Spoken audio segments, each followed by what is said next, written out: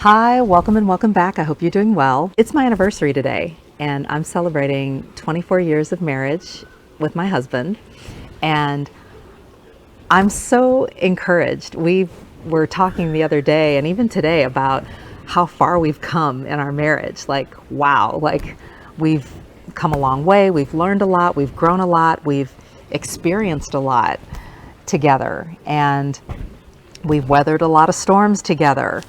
And it's just really amazing to think about. My husband was giving me a hard time earlier, and he was like, remember that time when remember our first anniversary when you forgot to get me a card and you and your friend ran out really quickly and you were kind of trying to cover it up. I was like, no, I don't remember that. And he was like, so then he went on to reenact me going out with my friend to go get him a card because I had forgotten to buy one.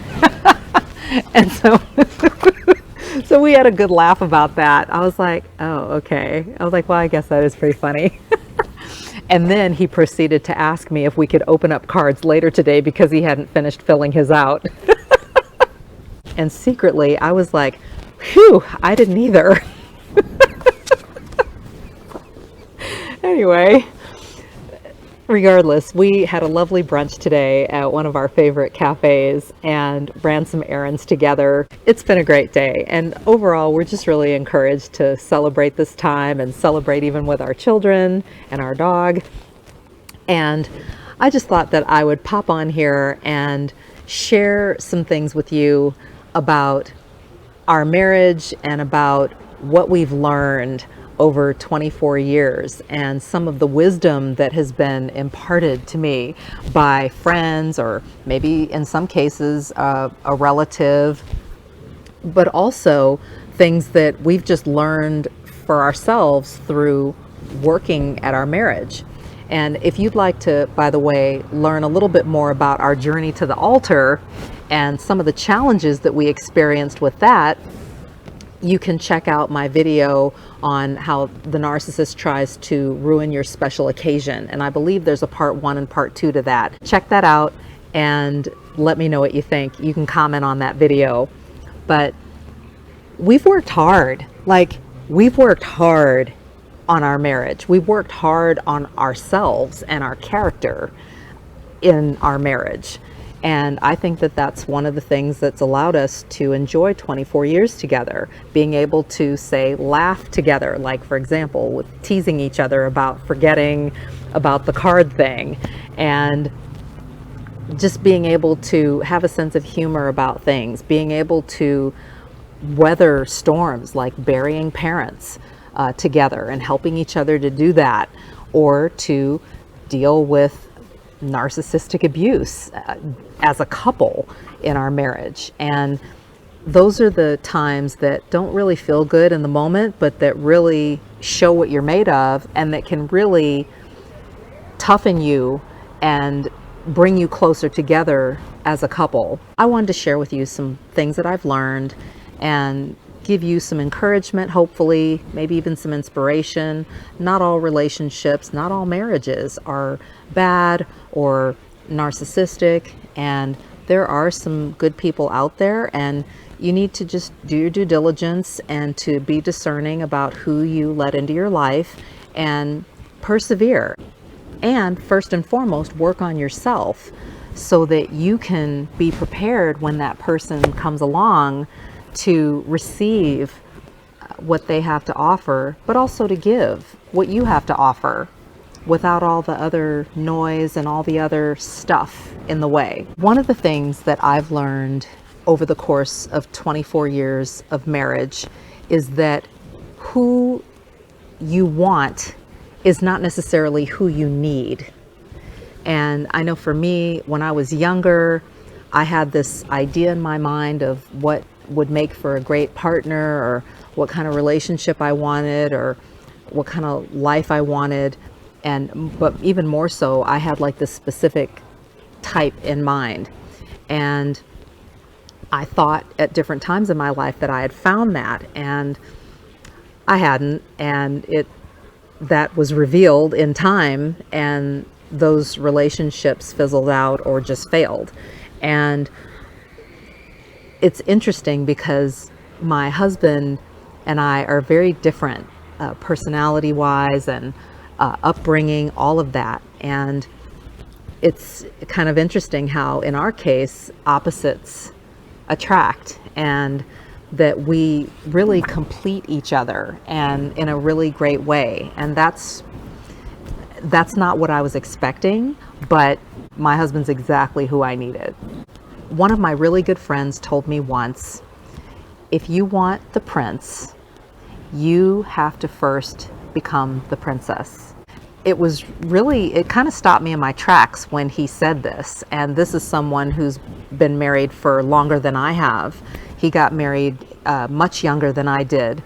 And he's still married to this day and has children and so on. But it was such a simple concept, but I really get it. And I think it doesn't have to be all about the fairy tale or being perfect or, being outwardly pretty or whatever. But I think what I took away from it is, don't worry so much about getting what you want, but really being what you need to be, so that when the right person comes along, you're ready to show up and do your part in the relationship and bring something to the table. So I thought that was really a profound statement, and it's stuck with me for all these years. I've never forgotten that. One of my other friends shared something really hard-hitting in a leadership group that I was a part of, and we were sitting around in a circle, and I was sharing about some of my struggles with a past relationship and letting go.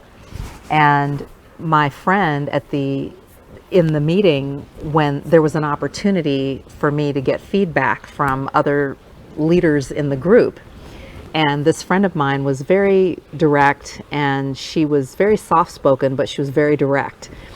And she said to me something that I will never forget. At the time, I wasn't plant-based, but she said to me, God is trying to offer you filet mignon. And you're like, ooh, but I've got this Big Mac.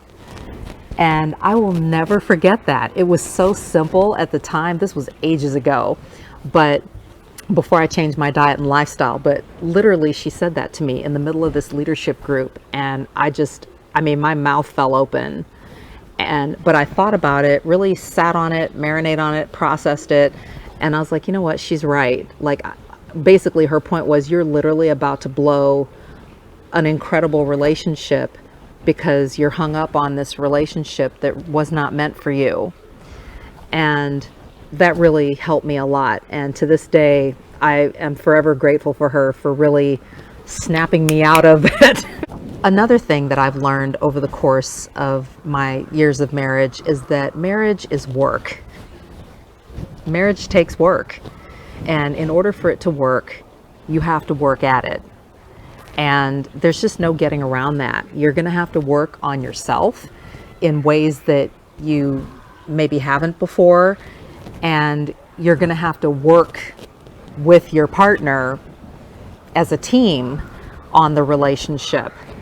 And it just takes work. And sometimes things can get challenging to the point, especially when you're new in your marriage, because you're still kind of selfish from being single.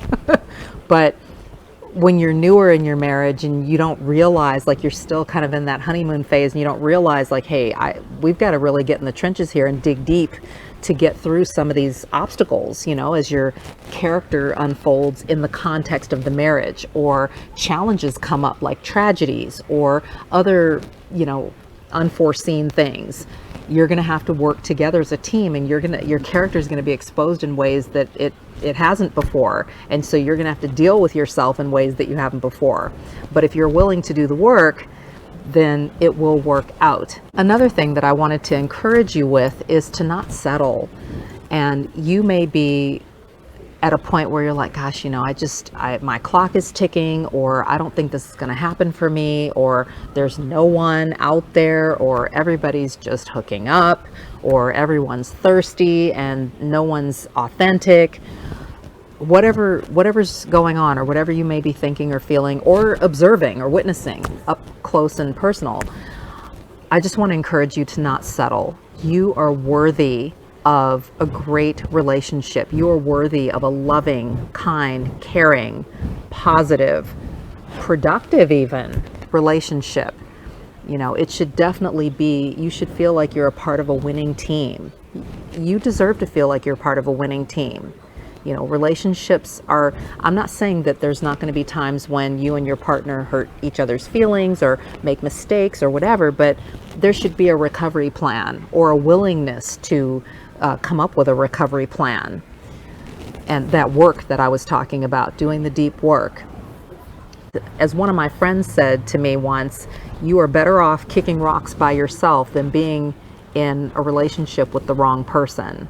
So don't settle. In reference to a video that I just recently posted, I wanted to encourage you to choose someone who loves you for who you are and not what you have or what you can do. That's so important. Character counts for everything, and you don't want to be in a relationship with someone who lacks character, and definitely who lacks a willingness to work on their character. And as I mentioned in my video previously, a lot of narcissistic individuals will really be focused on what you have and what you can do, specifically what you can do for them versus who you are as a person and what your character's like, what your values are. Definitely look out for that and be mindful of that as you venture out in socially and maybe even start dating again. Another thing that I want to encourage you with is that laughter is good medicine in a relationship. And as I was mentioning before, even leading up to today, our anniversary, my husband and I were kind of teasing each other about stuff that we did at the beginning of our marriage, or the ways that we handled certain things, or just little, arguments that we had that we just handled really poorly. Or we even had a laugh about him forgetting our anniversary date. He was like, "Oh yeah, it's Sunday, right? Let's definitely go to dinner." I'm like, "No, it's Monday." Finally, I want to encourage you to get help and to involve others in your relationship. One of the things that has helped us to stay married for 24 years is that we had people who were further along than we were, and who had a lot of wisdom and insight and knowledge and experience in, resolving conflict or just working together as a team in their marriages, who were involved in our lives, that we were able to open up our marriage to, open up our lives to help us out. And we've gotten a lot of help over the years, and we continue to get advice from people and get encouragement, help, support. We've got people that we can call and who can encourage us or even counsel us when we need it. And I think that that's so important. Everybody doesn't know everything. You don't know everything. And if you've never been married before, then it's all new. And there's going to be a lot of mistakes. It's interesting because if you come, say, for example, from a narcissistic family like I did, or you have a narcissistic parent, it can be tricky, just even for anybody, whether they come from a narcissistic family or not. A lot of times what happens is, when all else fails and you don't know what to do in a particular situation, you're going to default automatically to what you learned growing up, or what you saw, what examples were modeled for you. And in some cases, like say for the example with a narcissistic parent, or toxic parent dynamic, or narcissistic family situation, that's not good. And so you'll want to have other people involved, and who can help you, who you can call on, who you can rely on, who can laugh with you, cry with you, share their good times, share their bad times, laugh and joke with you about some of the mistakes that they made in their marriage. And or give you some tips and tricks on how to sustain a long-term marriage. Those are just some things that I've learned over the years that I thought I'd share with you on my anniversary. Not all relationships are toxic, and not all relationships are doomed.